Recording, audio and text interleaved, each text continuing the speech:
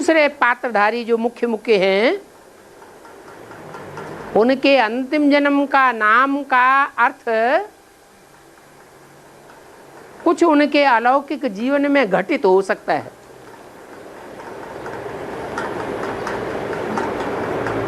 जैसे तिरुपति मंदिर में यादगार बताई जाती है। क्या यादगार है? हैं? तिरुपति की क्या यादगार है? 2 पत्नियां हैं, एक पत्नी का नाम पद्मावती, नाम है ना। पद्म किसको कहा जाता है? हैं? पद्म माने क्या? कमल। पद्म माने कमल फूल। तो जैसे बेसिक के जब सेंटर खुले, सेवा की शुरुआत हुई, तो पहला सेंटर कहाँ खुला? दिल्ली में खुला। दिल्ली से ही सेवा की शुरुआत होनी है, दिल्ली से ही स्थापना की शुरुआत, और दिल्ली से ही विनाश की शुरुआत। दिल्ली स्थापनाकारी भी है, दिल्ली परिस्तान और दिल्ली कब्रिस्तान। तो बेसिक में भी कमला नगर सेंटर। तो कमल का फूल सेवा करने में उत्तम हुआ या पीछे हुआ? पहला नंबर है कमल फूल, क्योंकि फूलों का राजा कौन होता है? कमल। ये फाउंडर है। तो सेवा का फाउंडेशन डालने वाली कौन हुई है? पद्मावती। चाहे बेसिक में कह दिया कमला, वो तो जड़ सेंटर की बात हो गई। फिर चैतन्य भी होगा कि नहीं होगा? तो उसका भी नाम क्या हो सकता है? कमला हो सकता है। बाकी बाबा ने नहीं बताया। क्या? बाबा ने तो मिसाल दिया। आया समझ में? बाबा ने कोई का नाम नहीं बताया, इशारा दिया। और है तन मन धन, इन तीनों में तन लगाने से ज्यादा भाग्य बनता है या धन लगाने से ज्यादा भाग्य बनता है या मन लगाने से ज्यादा भाग्य बनता है? इन तीनों में किस चीज से ज्यादा भाग्य बनता है? तन भी सतो प्रधान, रजो प्रधान और तमो प्रधान हो सकता है। और धन भी, धन की सेवा भी सतो प्रधान, रजो प्रधान और तमो प्रधान हो सकती है। मन की सेवा भी सतो प्रधान, रजो प्रधान और तमो प्रधान हो सकती है। तो जो सतो प्रधान सेवा की जाएगी उससे ज्यादा भाग्य बनेगा, या तमो प्रधान सेवा की जाएगी उससे ज्यादा भाग्य बनेगा? मान लो कोई ने मन की सेवा की और तमो प्रधान सेवा की,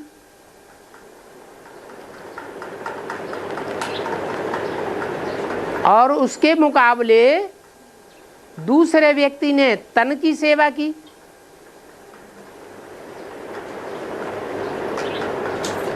और सतो प्रधान सेवा की, गालियां भी सुनी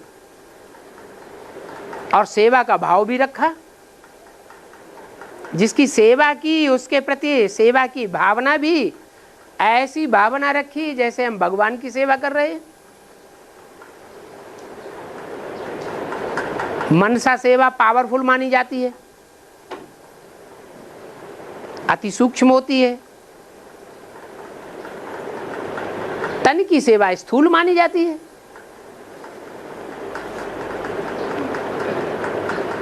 इतनी ज्यादा ताकतवर नहीं मानी जाती। लोग नीची दृष्टि से देखते हैं तन की सेवा को। फिर भी जिस व्यक्ति ने सतो प्रधान तन की सेवा दी उसका ज्यादा भाग्य बना, या उस मनीषी का ज्यादा भाग्य बना जिसने मन की तमो प्रधान सेवा की, गुस्से में आके ज्ञान सुनाया, अहंकार पूर्वक सुनाया, अहंकार के वाइब्रेशन फेंके, ज्यादा भाग्य किसका बनेगा? है? है? जो सात्विक स्टेज में रह करके सेवा करेगा उसका भाग्य ज्यादा बनेगा। ऐसे नहीं कहा जा सकता कि तन की सेवा का ही ज्यादा मूल्य है या मन की सेवा का ही ज्यादा मूल्य है। स्टेज की बात है। जो भी सेवा की वो कौन सी स्टेज में रह करके सेवा की।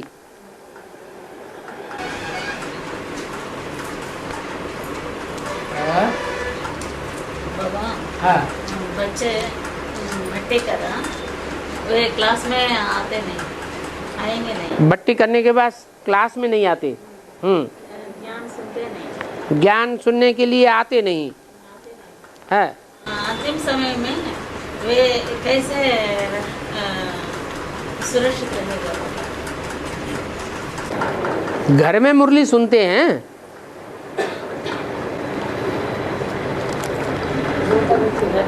है?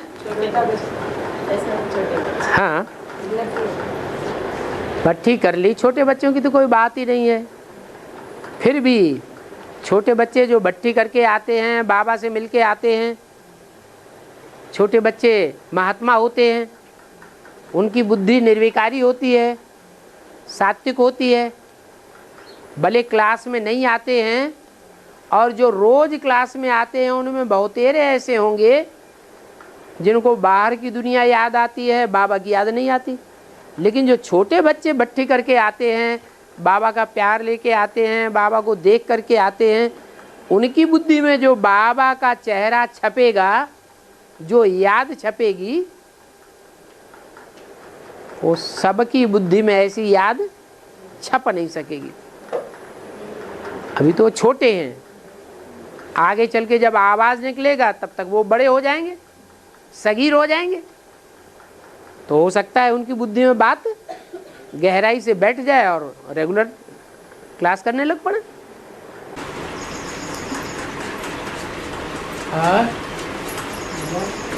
गायत्री एक पाठ है या 3 आत्माओं का पाठ है, और गायत्री का अर्थ क्या है? गायत्री, गायत्री माने 3 का गायन। 3 देवियां हैं, जैसे 3 देवताएं हैं, ब्रह्मा विष्णु शंकर, ऐसे ही इनकी 3 सहयोगिनी शक्तियां हैं। और तीनों सहयोगिनी शक्ति जो हैं, उनका जो कॉम्बिनेशन है स्वभाव संस्कार का, वो ही गायत्री कहा जाता है।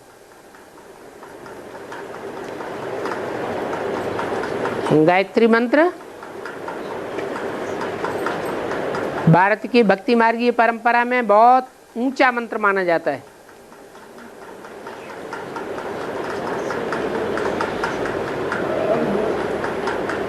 क्योंकि ब्रह्मा विष्णु शंकर जो हैं, उनमें ब्रह्मा को तो दाढ़ी मूछ के रूप में दिखाई दिया है, और ब्रह्मा की पूजा नहीं होती है। लेकिन तीनों देवियों की तो पूजा होती है, वो निर्विकारी हैं। 3 देवताएं जो हैं अपने पुरुषार्थी जीवन में पुरुष तन होने के कारण पुरुषार्थी जीवन में विकारी भी हो सकते हैं। मनसा से नहीं, दृष्टि से नहीं, तो कम से कम वाइब्रेशन से विकारी हो सकते हैं। लेकिन जो कन्याएं माताएं हैं उनके लिए तो बाबा ने बोला है, तुम सब द्रौपदियां हो, तुम सब सीताएं हो, तुम सब स्वर्ग का गेट खोलने लायक हो। इसलिए 3 गायत्री के रूप में गाई जाने वाली देवियों का विशेष गायन है। और आदि में शिव पहले जगदम्बा में प्रवेश करके सुनना और सुनाना का पाठ बजाया। आदि में शिव पहले जगदम्बा में प्रवेश करके सुनना और सुनाना का पाठ बजाया। आदि में हाँ, जब कोई सुनाता है तो सुनने वाला सुनता भी है और समझता भी है या नहीं समझता है। तो क्या ऐसा नहीं हो सकता कि जब सुनाने वाला सुनाता है और सुनने वाला सुनता है और समझता भी है, तो दोनों में एक साथ प्रवेशता कायम हुई हो? वैसे भी षष्ठी परिक्रिया में जब बीजारोपण होता है तो एक के द्वारा होता है या 2 चाहिए कम से कम। षष्ठी परिक्रिया की शुरुआत तो 2 से होती है या 1 से होती है? 2 से होती है। तो जैसे लौकिक दुनिया में होता है वैसे अलौकिक दुनिया, पारलौकिक दुनिया में भी ऐसे ही होता है। सुप्रीम सोल परमपिता परमात्मा जब इस सृष्टि पर आते हैं तो अकेले नहीं आते हैं, 3 देवताओं के साथ आते हैं। उस समय ब्रह्मा भी होना चाहिए, वैष्णवी शक्ति भी होनी चाहिए और शंकर वाली आत्मा भी होनी चाहिए।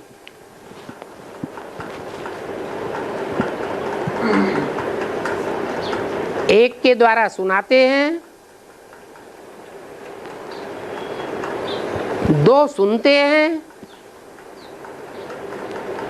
उनमें एक सुनता भी है सुनने वालों में और सुनने के साथ साथ समझता भी है।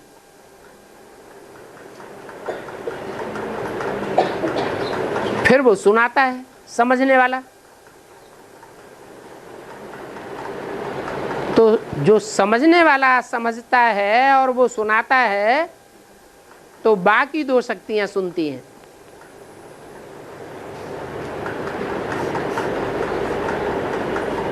उनमें एक है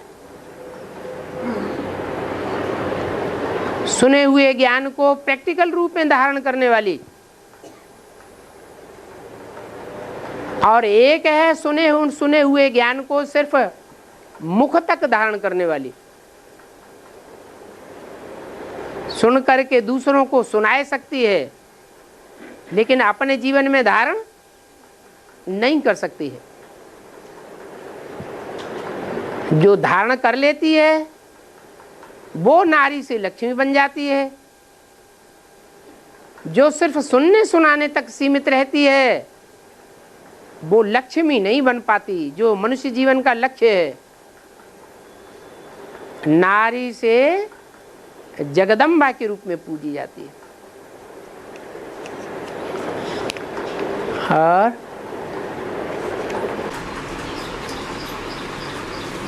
पांडव और कौरव और यादव, इन तीनों में सिर्फ यादवों को धनवान बताया है। यादवों को, पांडव और कौरव और यादव, इन तीनों में सिर्फ यादवों को धनवान बताया है। यादवों को धनवान बताया है। धनवान, धनवान हैं? यादवों को धनवान बताया। हाँ ठीक है। हाँ तो जो पांडव है वो यादवों के मुकाबले धनवान नहीं बनेगा क्या? बनेगा। बनेंगे क्या? पांडव भारतवासी हैं या विदेशी हैं?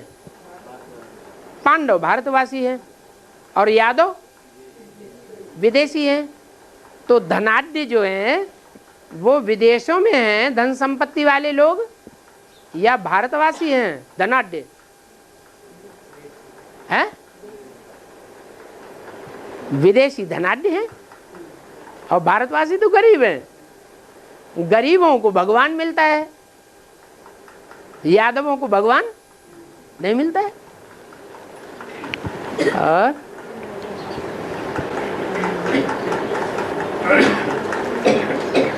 प्रश्न आया है, सती अनुसुईया को जगदम्बा से भी ऊंच किस आधार से बोला गया?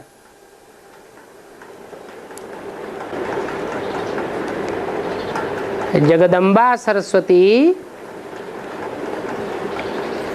कौन से देवता के साथ दिखाई जाती है? प्रजापिता ब्रह्मा के साथ।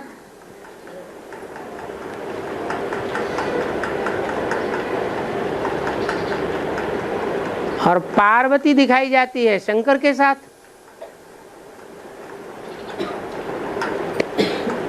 और लक्ष्मी दिखाई जाती है विष्णु के साथ।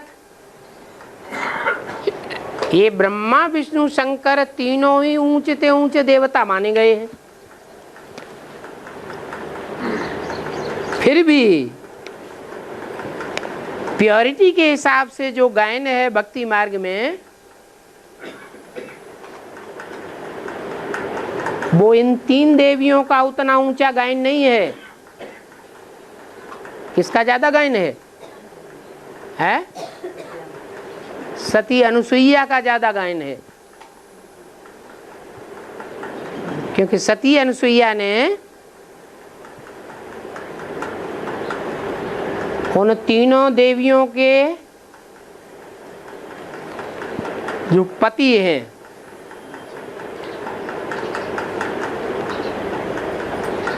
उनको भी बच्चा बना करके पालना कर ली, बच्चा बना दिया। तो ये प्योरिटी की पावर का आधार क्या हुआ?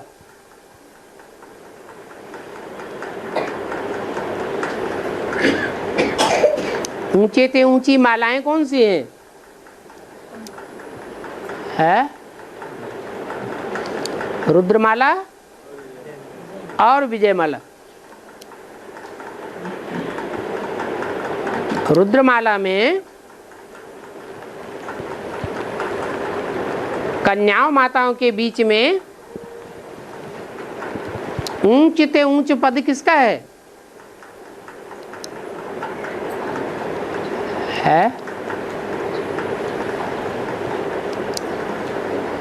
जो रुद्रमाला है, उस रुद्रमाला में पुरुषार्थ करने वाले बच्चों के बीच में कन्याएं माताएं भी हैं और भाई भी हैं, पांडव भी हैं।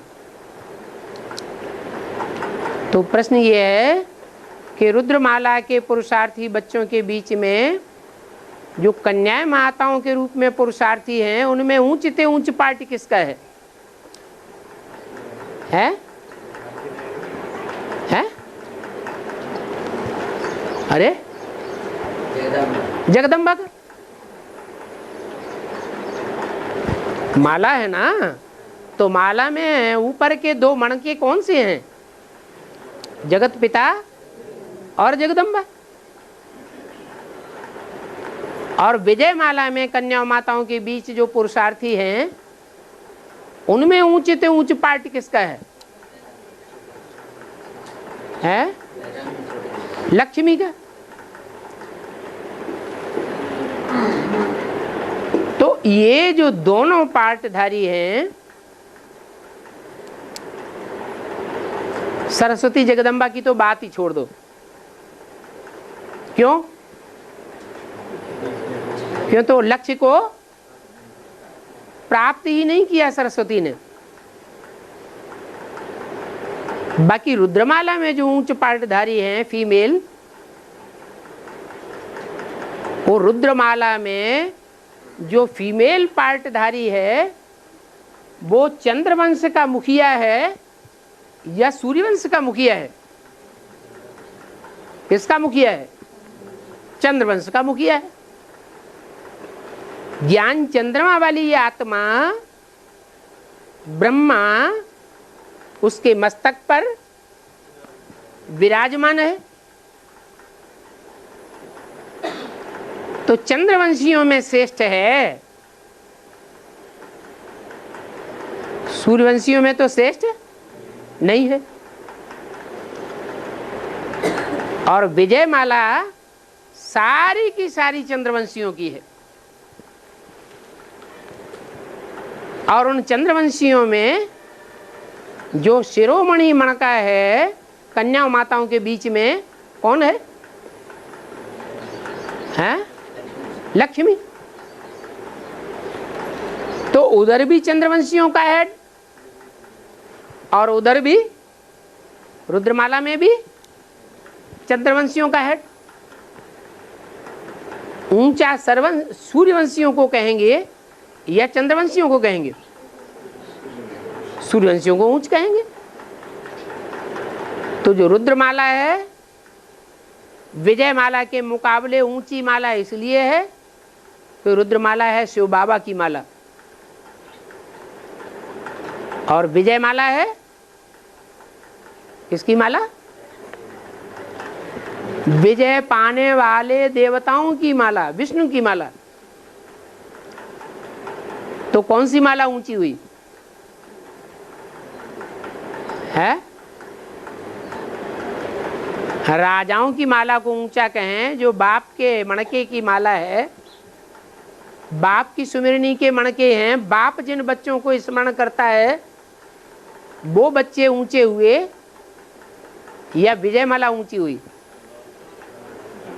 बाप जिन बच्चों को स्मरण करता है, बाप की सिमरनी के मणके हैं, वो ऊंची माला है। और उस ऊंची माला में भी ऊपर की स्टेज वाले दो ग्रुप हैं, एक चंद्रवंश और एक सूर्यवंशी ग्रुप। चंद्रवंशियों का हेड है जगदम्बा और सूर्यवंशियों का हेड है जगत पिता। तो स्पष्ट हो गया कि जो जगत पिता है उसके ग्रुप में पहला नंबर सूर्यवंशी है जगत पिता। उसके बाद किसका नंबर है?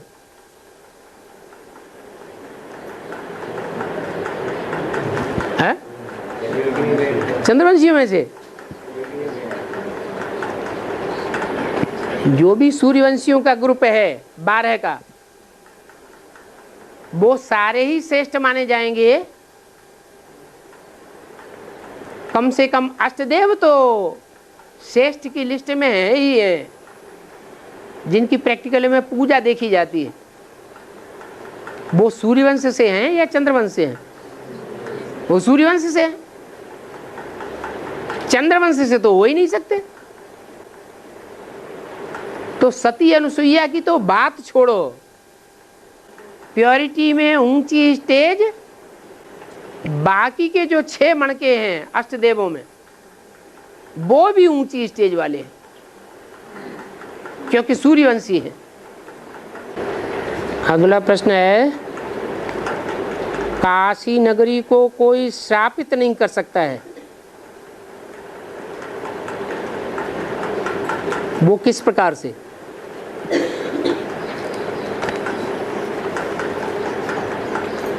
किसी को श्राप देना या वरदान देना ये तपस्या के बल पर आधारित है या भोगी जीवन के बल पर आधारित है?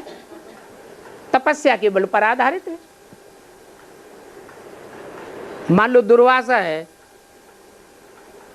जहां जाता है वहां श्राप देता रहता है, तो उसमें तपस्या का बल है या नहीं है? हैं? नहीं है? है।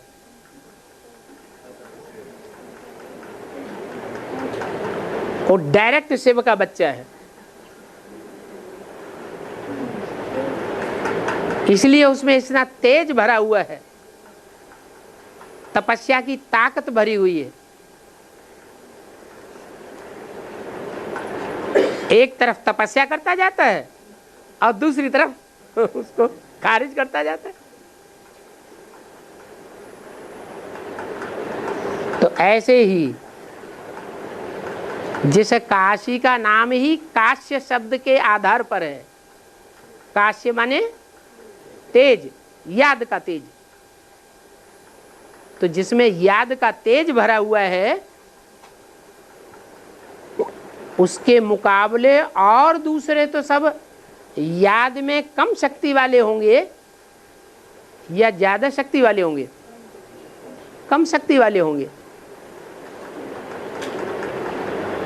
तो दूसरे कोई उसको श्रापित नहीं कर सकते। और जब द्वापर युग में क्राइस्ट को सूली पर चढ़ाया गया है, जब द्वापर युग में क्राइस्ट को सूली पर चढ़ाया गया, उसको कारण क्या है? उसका कारण क्या था? घास पर चढ़ा हुआ है। कोई भी धर्म पिताएं आते हैं तो वो अच्छी बातें सुनाते हैं या तामसी बातें सुनाते हैं? अच्छी बातें सुनाते हैं। जिस समय वो आकर के अच्छी बातें सुनाते हैं उस समय और धर्म वाले जो हैं अपोजिशन कर सकते हैं या नहीं कर सकते हैं? हैं? क्यों कर सकते हैं? वो तमो प्रधान है।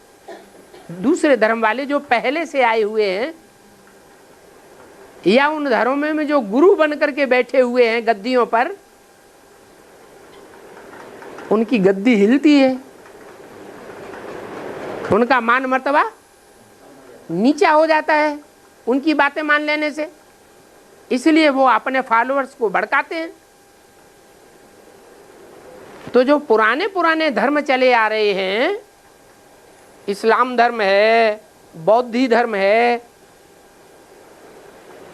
इनके जो ढपोल संघ की गुरु हैं, जो गलत गलत परंपराएं फैलाने लग पड़ते हैं धर्म पिता के जाने के बाद, वो नहीं चाहते हैं कि हमारी स्टेज को कोई दूसरा पकड़े, जैसे ब्रह्मा कुमारियों में भी हो रहा है, ऐसे ही वहां भी हालत होती है। जो क्राइस्ट वाली आत्मा है पवित्र है या अपवित्र है? पवित्र आत्मा है। उस समय जितने भी मनुष्य मात्र इस सृष्टि पर थे उन सब के मुकाबले क्राइस्ट की आत्मा ज्यादा पवित्र थी और प्योरिटी की तरफ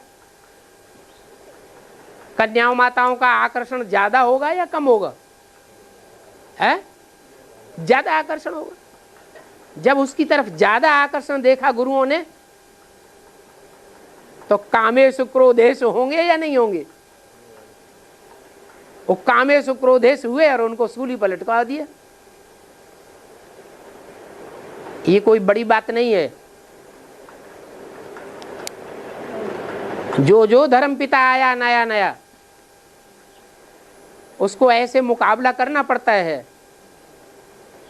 तत्कालीन समाज के सामने। तो क्राइस्ट को जो सूली पर लटकाया गया उसका कारण मुख्य क्या था?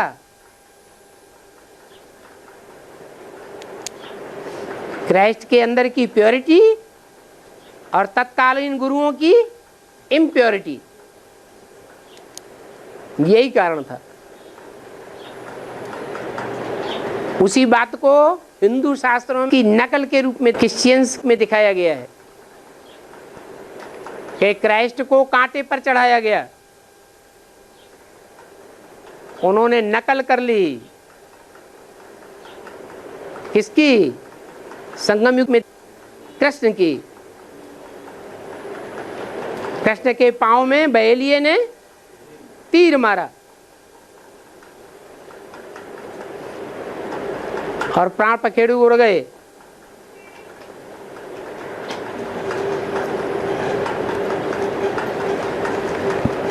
ये कामेशु क्रोधेशु भक्ति मार्ग में होते ही आए हैं। और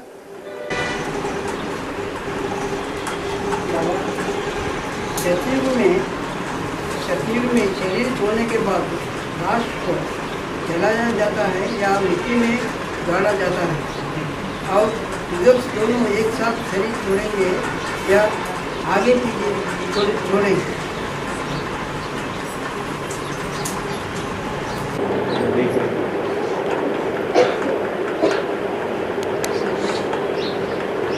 भक्ति मार्ग में हिंदुओं में शरीर इसलिए जलाया जाता है कि संगमयुगी शूटिंग के टाइम पर हिंदू उर्फ देवता धर्म की जो आत्माएं थी उन्होंने अपने देह अभिमान को बिल्कुल भस्म कर दिया था। इसलिए हिंदुओं में वो परंपरा चली आ रही है, क्या? भस्म करने की, माने जलाने की। और दूसरे धर्म वाली जो आत्माएं हैं वो अपने देह अभिमान को पूरा जलाए नहीं पाती, वो देह अभिमान की मिट्टी को जला नहीं पाती, इसलिए वो मिट्टी में गाड़ते हैं,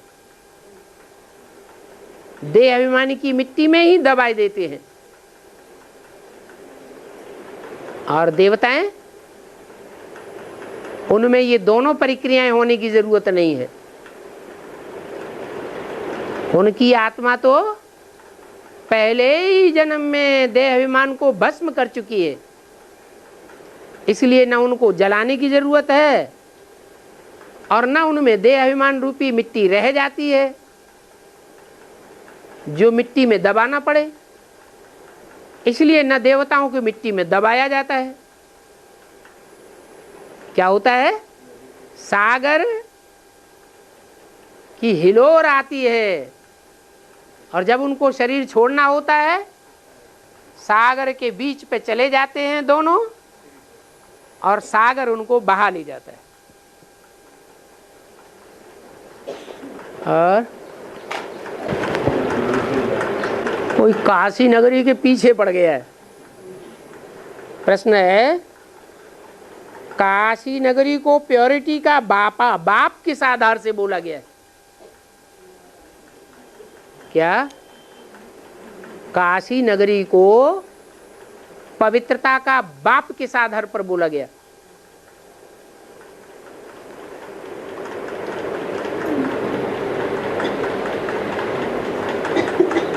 जितने भी धर्म वंश हैं उन धर्म वंशों में सबसे जास्ती प्योरिटी कौन से धर्म वंश में है? सूर्यवंश में। सूर्यवंशियों में भी नंबर बार हैं 8 अष्टदेव। अष्टदेवों में भी जो पहला देवता है महादेव शंकर, उसकी तो अड़भंगी चाल है। क्या? उस फल का नाम क्या है?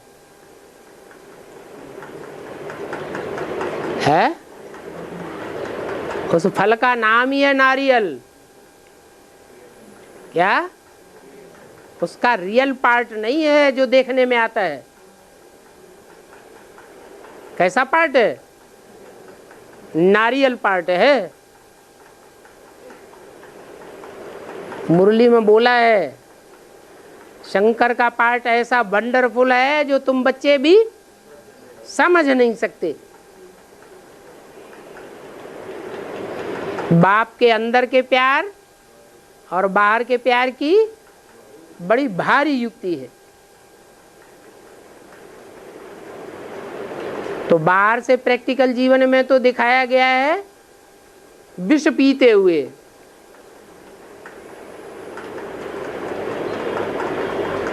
तो जिसका प्रैक्टिकल जीवन का काम ही है विष पीना,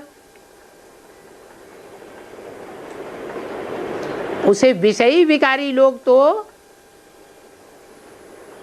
निर्विकारी नहीं मानेंगे।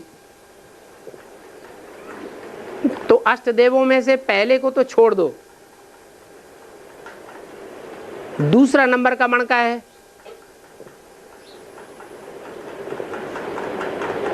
क्योंकि जो पहला नंबर है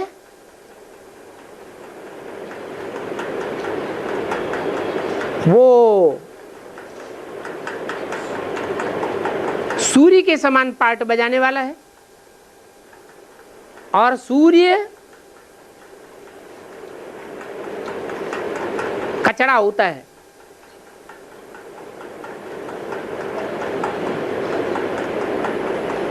गंध फैली हुई होती है, दुर्गंध फैली हुई होती है, मलमूत्र होता है, उसको सुखा देता है या बढ़ा देता है? सुखा देता है, सोख लेता है, समाप्त कर देता है। जैसे भारतीय जीवन में जो साधुओं में एक प्रकार के अघोरी साधु होते हैं,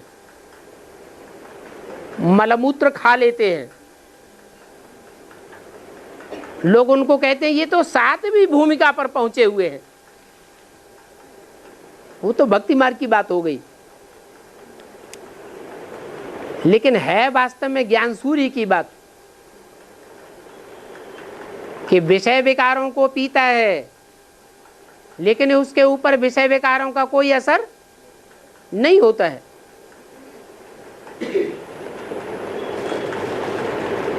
तो जो पहला नंबर मणका है उसकी तो बात छोड़ी जाए,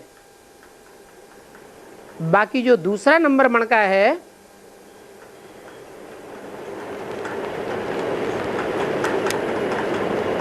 दुनिया में जितने भी गर्म मिजाज की आत्माएं हैं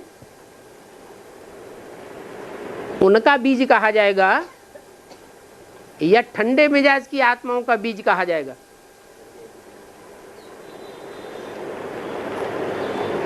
अष्टदेवों में पहला देव है ज्ञान सूर्य, वो तो गर्म मिजाज हो गया।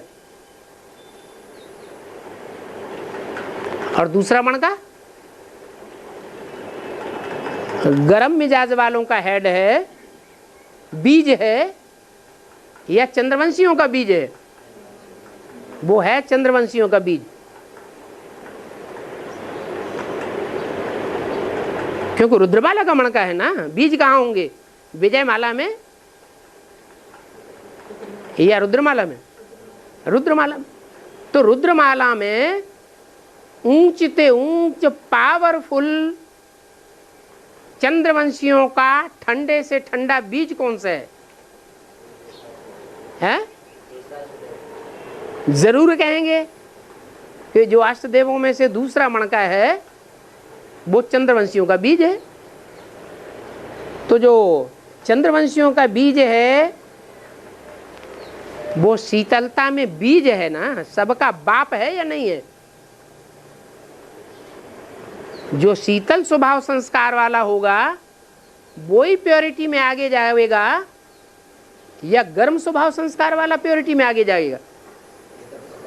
जो शीतल स्वभाव संस्कार वाला, जिसका नाम रखा गया है भारतीय परंपरा में राम की युगल क्या सीता, वो तो युगल दिखाई गई है। रुद्रमाला के मणके कोई युगल होते नहीं है, भाई बहन कह सकते हैं स्त्री पुरुष के रूप में। बाकी युगल की तो बात ही नहीं, एक शिव के बच्चे हैं। तो जो दूसरा मणका है वो चंद्रवंशियों का बीज है। चंद्रवंशियों में, ठंडे स्वभाव संस्कार वालों में जितनी प्योरिटी होती है, जितनी शीतलता होती है इंद्रियों में, उन सब का बीज है। बीज बाप को कहा जाता है। इसलिए बताया, चाहे उसे काशी नगरी कहो, चाहे अनुसुईया कहो, वो प्योरिटी का बाप है। परंतु अकेला बाप तो नई सृष्टि नहीं पैदा कर लेता है, करता है क्या? नहीं। दो चाहिए या एक चाहिए? दो चाहिए। और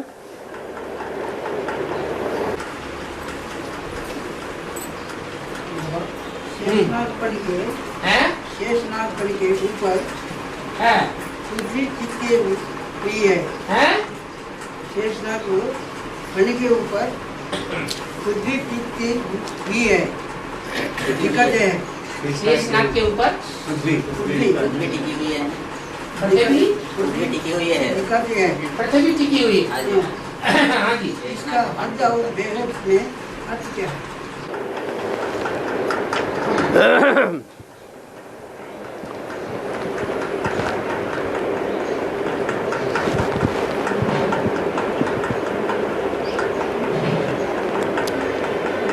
पृथ्वी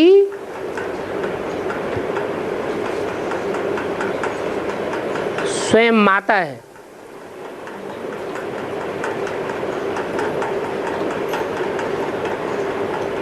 वो पृथ्वी स्वयं आधार है।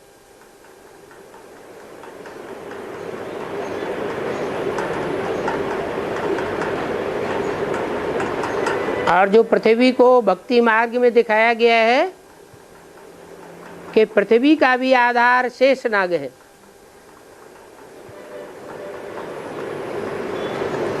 नाग सांप को कहा जाता है।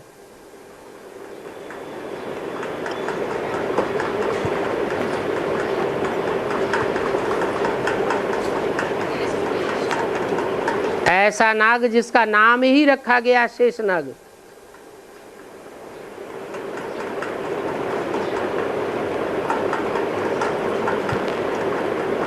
श्री शेषनाग का अवतार रामायण में किसको दिखाया गया है? लक्ष्मण को।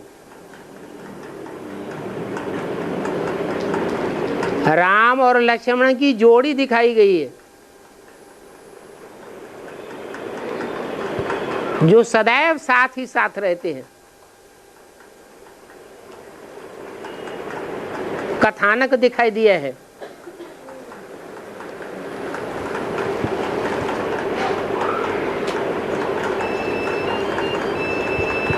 कि लक्ष्मण छोटे भाई थे राम के। छोटे भाई होने के कारण उनको हर बात राम की माननी पड़ती थी। इसलिए उन्होंने जब वरदान उनको मिला तो उन्होंने एक ही वरदान मांगा कि अगले जन्म में जब हमारा राम के साथ जन्म हो तो हम छोटे भाई न हो, क्या हो? हम बड़े भाई हो। तो भक्ति मार्ग में ये कथा बना दी है कि द्वापर युग में जब उन दोनों का जन्म हुआ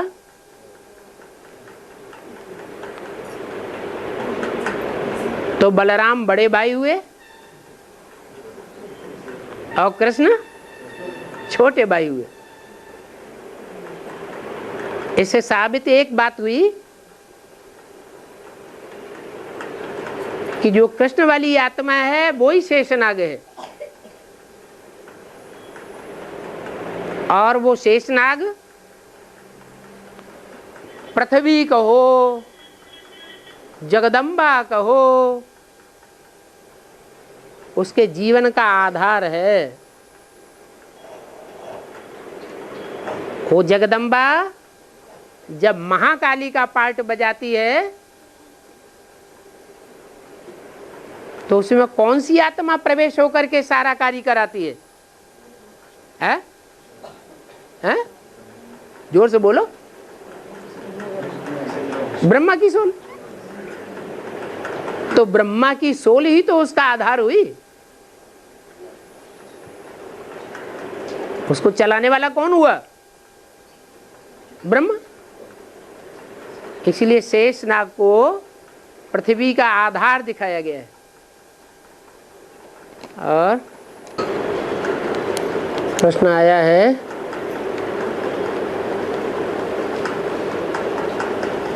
कि जो बाबा से शरीर की उम्र में बड़े हैं, क्या उनको शरीर छोड़ना पड़ेगा या नहीं?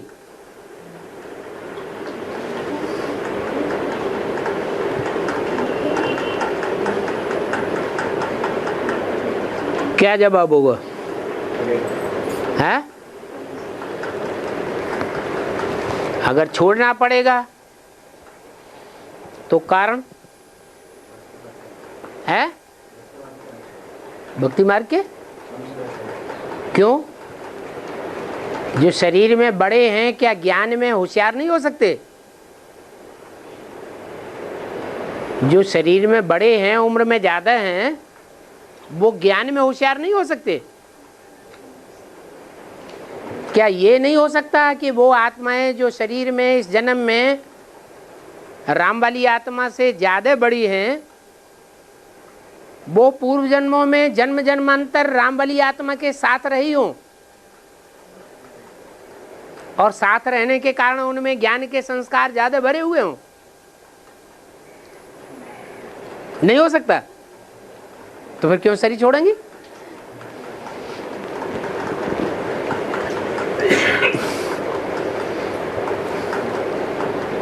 अच्छा चलो, नई शरीर छोड़ेंगी। फिर जो कहते हैं कि राम वाली आत्मा से जो शरीर शारीरिक उम्र में बड़े हैं उनको शरीर छोड़ना पड़ेगा, तो इसका कोई कारण तो निकालना चाहिए।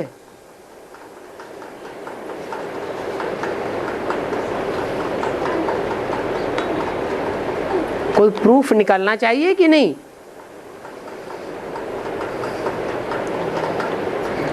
जैसे इस बात का प्रूफ निकला कि राम वाली आत्मा से कोई उम्र में बड़े हैं, लेकिन पूर्व जन्म के जन्मों के हिसाब से राम वाली आत्मा के साथ उनका ज्यादा संग रहा है अनेक जन्मों का, तो इस आखिरी प्रैक्टिकल जीवन में भी उनमें ज्ञान के संस्कार ज्यादा ही होंगे।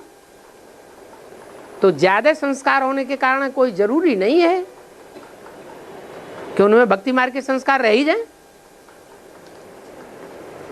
नबी शरीर छोड़े। तो ऐसे ही कुछ ज्यादा उम्र की आत्माएं ऐसी भी तो हो सकती हैं जो पूर्व जन्म में राम वाली आत्मा के साथ इनके मुकाबले कम रही हो।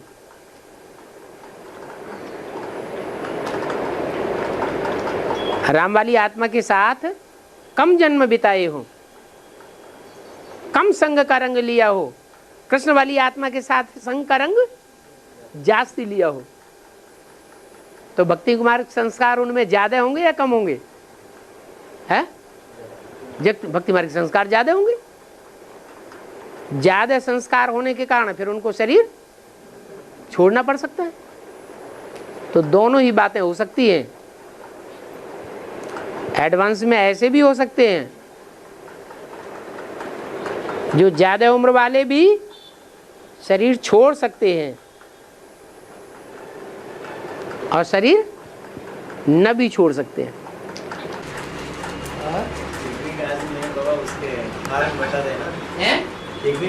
आदि में यज्ञ को पहले बाप ने छोड़ा था। बाप ने छोड़ा, इसलिए उसके बाद तो माना उसके पहले तो कोई छोड़ा ही नहीं होगा। क्यों? माना यज्ञ को नहीं छोड़ा सके ना, यज्ञ को नहीं छोड़ा होगा, इसलिए वो पहले माना जन्म कारण कारण बता सकते हैं? राम वाली आत्मा से पहले कोई ने शरीर नहीं छोड़ा होगा, यज्ञ को नहीं छोड़ा होगा।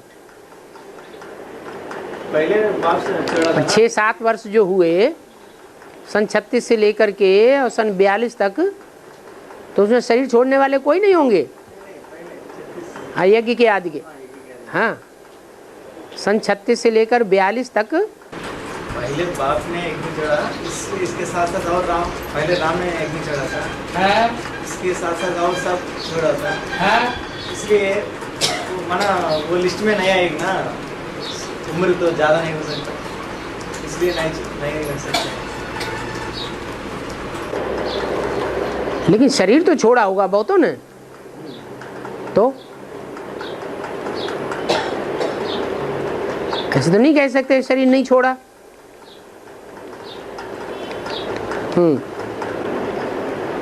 अगला प्रश्न है, जैसे अष्टदेवों के लिए कहा गया है कि उनका मुख्य पुरुषार्थ है नष्टो मोहा स्मृति लब्धा, वैसे ही जो 100 की माला है उनका फिर मुख्य पुरुषार्थ क्या होना चाहिए?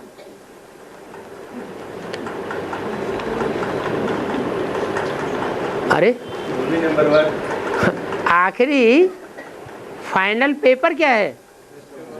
नष्ट मोहा स्मृति लब्धा। जैसे कुर्सी की दौड़ होती है, तो पहली बार कुर्सी की दौड़ हुई, पहली बार में जो बैठ गए वो 8 निकले, फिर दूसरी बार दौड़ हुई, ज्यादा कुर्सियां रख दी जाती हैं। तो ऐसे ही ये जो 100 के आत्माएं निकलेंगी, उनकी भी क्वालिटी यही होगी, नष्टो मोहा। हमारा मुख्य पुरुषार्थ ही क्या है? काहे से नष्ट मोहा? देह से नष्ट मोहा, देह के संबंधों से नष्ट मोहा, देह के पदार्थों से नष्ट मोहा। हमारे पुरुषार्थ में देह के ये जो पदार्थ हैं ये बिगड़ न बनने पावे, रुकावट न डालने पावे। देह के जो संबंधी हैं वो संबंधी लौकिक दुनिया के भी हो सकते हैं, बेसिक दुनिया के भी हो सकते हैं, और वो क्या इसे एडवांस पार्टी में भी वो देह के संबंधी हो सकते हैं, जिनसे हम देह का संबंध जोड़ लेते हैं। अभी संबंध जोड़ने का टाइम चल रहा है या तोड़ने का टाइम चल रहा है? तोड़ने का टाइम चल रहा है। और तोड़ने के टाइम कोई जोड़ना शुरू कर दे तो ज्यादा पक्का संबंध जुड़ जाएगा या कच्चा रह जाएगा? और ही ज्यादा पक्का जुड़ जाएगा। इसलिए बोला कि लौकिक दुनिया की होती हैं लोहे की जंजीरें, संबंध, और ब्राह्मणों की दुनिया में सोने की जंजीरें होती हैं। और यहाँ एडवांस में सोने के साथ हीरे भी जुड़े हुए हैं, ये और ज्यादा कास्टली है। हीरा जल्दी टूटता है या सोना जल्दी टूटता है, या लोहा ज्यादा जल्दी टूटने वाला और मोल्ड होने वाला होता है? लोहा जो है वो कम कीमत वाला होता है, सोना और जास्ती कीमत वाला होता है, और हीरा तो बहुत बेशकीमती होता है। उससे मोह टूटना तो कोई आसान बात नहीं है। अरे भगवान की छत्र छाया के नीचे रहने वाले नारद ने एक बार संकल्प कर लिया शादी का, तो वो संकल्प उनका पक्का हो गया, पीछा छुड़ाए, पीछा नहीं छूटा। ये हैं कहाँ की बातें हैं? यहाँ संगम युग की बातें हैं। भगवान की नाक के नीचे रह करके तुम संबंध जोड़ रहे हो तो जल्दी टूटेंगे या ज़्यादा तकलीफ से छूटेंगे? टूटेंगे तो, लेकिन तकलीफ बहुत ज़्यादा होगी। रोजमर्रे के जीवन में और जन्मों में इतना दुख नहीं झेलना पड़ता है जितना संगम युग में धर्मराज की सजाओं में दुख झेलना पड़ता है और पद नीचा होता है। हाँ, और बोलो। बाबा, ब्रह्मा बाबा फरिश्ता माना जाता ना, फरिश्ता माना ये फरिश्ते दुनिया वालों से कोई रिश्ता नहीं। बिल्कुल। फिर मोंडा में जा रहा हूँ, लेकिन ब्रह्मा बाबा की बात लिए ये बात वास्तव में लागू होती है, फरिश्ता वाली बात। रिश्ता शरीर वालों को होता है या जिनका शरीर ही नहीं है उनका रिश्ता होता है? हैं? जो शरीर में रहने वाले उनके लिए रिश्ता है। वास्तव में ब्रह्मा बाबा को तो अपना शरीर ही नहीं है।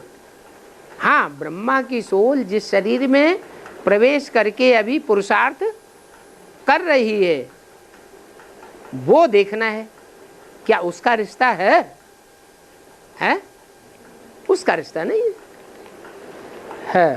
तो फरिश्ता को इविल सोल कर बोलते हैं ना। दोनों तरह के होते हैं। जो आत्माएं होती हैं अचानक शरीर छोड़ती हैं, वो दो प्रकार की हो सकती है। एक तो इविल सोल और दूसरा अच्छा पार्ट बजाने वाली आत्माएं भी हो सकती हैं। और लंबे लंबे प्रश्न थे। चलो,